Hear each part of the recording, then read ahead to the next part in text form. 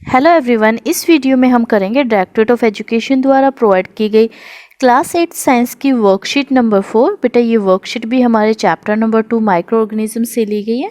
Worksheet start करने से पहले आप अपनी नोटबुक में डेट, अपनी क्लास एंड सेक्शन, अपना नाम और अपनी टीचर का नाम लिखेंगे। आज की जो वर्कशीट का मेन टॉपिक है वो है एंटीबायोटिक्स। आज हम स्पेशली एंटीबायोटिक्स और वैक्सीन के बारे में डिस्कस करेंगे। Let's start our worksheet. Pinky's brother had high fever last night. He was also suffering from stomach ache and vomiting. Pinky का जो भाई है उसे रात को काफ़ी तेज बुखार हो गया था और साथ में उसके पेट में दर्द भी हो रहा था और उल्टियाँ भी हो रही थी। Her mother took him to doctor. उसकी जो मम्मी है वो उसे डॉक्टर के पास लेके जाती है। Doctor said that an antibiotic tablet or an injection needs to be given. Doctor कहता है कि उसे या तो एंटीबायोटिक टैबलेट देनी पड़ेगी या फिर उसे एक इंजेक्शन लगाना पड़ेगा एंटीबायोटिक का। Now what is antibiotic? अब पता करते कि एंटीबायोटिक क्या होता है। Antibiotics are medicines made from micro organisms like bacteria और fungus. These antibiotics either kill or stop the growth of disease causing microorganisms. और यहाँ पे एग्जाम्पल्स भी दिए गए एंटीबायोटिक्स के, जैसे streptomycin, tetracycline and penicillin. Antibiotics generally medicines होती हैं, दवाइयाँ होती हैं, और ये माइक्रो ऑर्गेनिजम्स स्पेशली या हम कह सकते हैं जनरली बैक्टीरिया या फंगस से बनाए जाते हैं। ये एंटीबायोटिक्स कैसे काम करते हैं? या तो ये जो डिजीज़ कोजिंग माइक्रो ऑर्गेनिजम्स हैं, जर्म्स हैं, माइक्रोब्स होते हैं, उनको मार देती हैं हमारी बॉडी के अंदर, या उनकी ग्रोथ को स्टॉप कर देती है। उनकी ग्रोथ, उनकी जो वृद्धि होती है उसको रोक देती है वहीं पर, जिससे ये कंट्रोल में आ जाते हैं और फिर बाद में ख़त्म हो जाते हैं ये microbes, disease causing microbes. The examples of antibiotics are streptomycin, tetracycline and penicillin. These are the examples of antibiotics. We can also control many diseases in plants and animals with the help of antibiotics.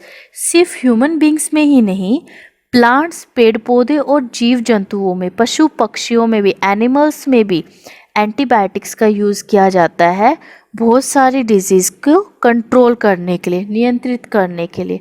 उनके अंदर भी बीमारियों को control करने के लिए, नियंत्रित करने के लिए एंटीबायोटिक्स का यूज़ किया जाता है। अब है सबसे पहले एंटीबायोटिक किसने डिस्कवर की और कौन सी एंटीबायोटिक डिस्कवर की थी? तो सबसे पहले penicillin was the first antibiotic discovered by Alexander Fleming. तो सबसे पहली एंटीबायोटिक थी पेनिसिलिन, और ये किसने डिस्कवर की थी? अलेक्जेंडर फ्लेमिंग ने डिस्कवर की थी। You must have heard about pulse polio vaccine और कोरोना वैक्सीन न्यूज़पेपर और टेलीविज़न। आपने पल्स पोलियो वैक्सीन, जिसमें से कहा जाता है ना 2 बूंद जिंदगी की, टीवी में या फिर न्यूज़पेपर या बैनर्स में आपने देखा होगा और सुना भी होगा। और कोरोना वैक्सीन के बारे में तो आजकल आप बहुत ज़्यादा सुन रहे होगे, न्यूज़पेपर में पढ़ भी रहे होगे। आजकल हमारा जो मेन फोकस है वो कोरोना वैक्सीन पे ही है। तो बेटा ये वैक्सीन होती क्या है, इसके बारे में जानते हैं। तो vaccination is a process in which the dead or inactive microorganisms or their products similar to disease causing microorganisms are injected or introduced in our body.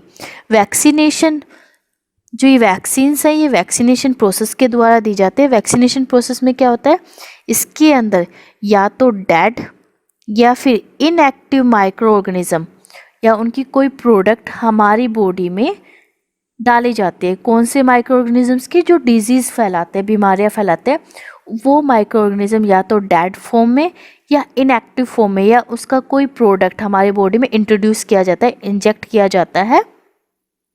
इससे होगा क्या? This helps the body to prepare its defence mechanism, और हमारी body में antibodies बनेंगी, प्रतिरक्षी बनेंगी, to be able to fight against the disease in future. इससे हमारा वैक्सीनेशन से हमारा डिफेंस मैकेनिज़्म यानी कि एंटीबॉडीज़ डेवलप होंगी वो, और जो हमारा डिफेंस मैकेनिज़्म है वो फ्यूचर में जब भी उस बीमारी को फैलाने वाला स्ट्रॉन्ग माइक्रो ऑर्गेनिज्म हमारी बॉडी में एंटर करेगा, तो ये एंटीबॉडीज़ यानी कि हमारा जो डिफेंस मैकेनिज़्म है उनके अगेंस्ट लड़ाई करेगा और उन्हें ख़त्म कर देगा। दस makes us immune against the disease. It means इससे, वैक्सीनेशन से क्या है, हमारी बॉडी पहले से ही उस डिजीज़ कोजिंग माइक्रो ऑर्गेनिज्म को पहचान लेगी और फिर जैसे वो एंटर करेगा उसको ख़त्म कर देगी, यानी कि हमारी बॉडी को पहले उसके अगेंस्ट इम्यून बना देता है उस बीमारी के against. Small children are vaccinated at young age so that their body prepares itself to fight against the disease. जो छोटे बच्चे होते हैं उन्हें स्टार्टिंग में ही काफ़ी वैक्सीनेशंस दिए जाते हैं, यंग एज में उन्हें बहुत सारे वैक्सीन्स लगते हैं जिससे उनकी जो बॉडी है वो पहले से ही प्रिपेयर हो जाती है बीमारियों से लड़ने के लिए, बीमारियों से फाइट करने के लिए। और बेटा जो ये एंटीबॉडीज़ हैं ये पूरे आजीवन यानी कि पूरे लाइफ टाइम हमारे बॉडी में बनी रहती है, जिससे जब भी वो डिजीज़ कोजिंग माइक्रो ऑर्गेनिज्म हमारी बॉडी में एंटर करे ये उसके अगेंस्ट काम कर सके और उसको फिनिश कर सके। अब बात करते हैं कि सबसे पहला वैक्सीन किसने डिस्कवर किया और किस बीमारी के लिए किया। Edward Jenner discovered the vaccine for smallpox for the first time. सबसे पहला वैक्सीन एडवर्ड जेनर ने डिस्कवर किया था और स्मॉल पॉक्स नामक बीमारी के लिए किया था। ठीक है, now here are some questions related to worksheet. First question is what are antibiotics. Antibiotics क्या होते हैं? इस क्वेश्चन के आंसर में आप लिखोगे एंटीबायोटिक्स, इसको आप काट दीजिए, are medicines made from micro organism like bacteria और fungus. These antibiotics either kill or stop the growth of disease causing microorganism। ये हो गया answer number first. Video pause करके आप आंसर को लिख लेना। अब सेकंड क्वेश्चन डिस्कस करते हैं। Who discovered antibiotics for the first time? किसने एंटीबायोटिक्स सबसे पहले डिस्कवर की थी? तो इस क्वेश्चन के आंसर में आप लिखोगे अलेक्जेंडर फ्लेमिंग। ये हो गया answer number 2। Now the third question is how does an antibiotic work? Antibiotic कैसे काम करता है? तो इस क्वेश्चन के आंसर में आप लिखोगे एंटीबायोटिक्स आइदर किल और stop the growth of disease causing micro organism. ये होगा आंसर नंबर 3। ठीक है, एंटीबायोटिक्स या तो किल कर देती है डिजीज कोजिंग माइक्रो ऑर्गेनिज्म को, बीमारी फैलाने वाले सूक्ष्म जीवों को, या फिर उनकी ग्रोथ को स्टॉप कर देते हैं। इस प्रकार वो काम करती है। फिर है व्हाट इज़ वैक्सीनेशन। वैक्सीनेशन क्या होता है, इसका आंसर हमें बताना है। फिर can you ask your parents and write names of few vaccines that were given to you. क्या आप अपने पेरेंट्स से पूछ सकते हो कि आपको कौन कौन सी वैक्सीन्स लगी थी जब आप छोटे थे, और उनके नाम भी बताने हैं। तो सबसे पहले हम फर्स्ट पार्ट का आंसर देखते हैं, व्हाट इज़ वैक्सीनेशन। इसकी डेफिनेशन आप यहाँ से लिखोगे, vaccination is a process in which the dead or inactive microorganisms of their products similar to disease causing microorganisms are injected or introduced in our body. This helps the body to prepare its defense to be able to fight against the disease in future। यहाँ तक आप लिखोगे answer number 4 का first part. अब second में हमें क्या बताना है, वैक्सीन्स के नाम बताने और डिजीज़ के नाम बताने हैं। तो इस पार्ट का आंसर देखते हैं। तो इस क्वेश्चन के आंसर में बेटा मैं आपको कुछ लिस्ट दिखा रही हूँ वैक्सीन्स की, जो जनरली चाइल्डहुड में हमें लगाए जाते हैं। तो चलो देखते हैं लिस्ट को। आप इनमें से 4 या 5 आप लिख लोगे, दैट्स एनफ। हमें सारे लिखने की ज़रूरत नहीं है, पर हम डिस्कस सारे कर लेते हैं। चिकन पॉक्स वैक्सीन, यानी कि चिकन पॉक्स की जो डिजीज़ होती है उसके लिए लगाया जाता है। फिर एक DTaP वैक्सीन होता है, ये डिप्थेरिया, टिटनस और पर्ट्यूसिस वैक्सीन होता है। ये काली खांसी, डिप्थेरिया और टिटनस की बीमारी के लिए लगाया जाता है।